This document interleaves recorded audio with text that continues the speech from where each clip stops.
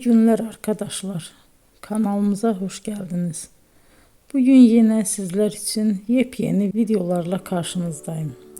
İki başarılı oyuncularımız Elçin Sangu ve Barış Ardus'tan güzel paylaşımlarını sizler için hazırladık. Elçin Sangu, Sevdim Alabora, Yalancı ve Mumları, Kiralık Aşk, İyi Günde Kötü Günde bu dizilerde rol almış ve herkes tarafından çok beğenilmiştir. Biz de Elçin Sangu ve Barış Ardus'tan en güzel sempatik fotolarını sizler için hazırladık. Bu karelerin devamını istiyorsanız emeğe saygı olarak kanalımıza abone olup yorum yazmayı unutmayın arkadaşlar. Teşekkür ederim.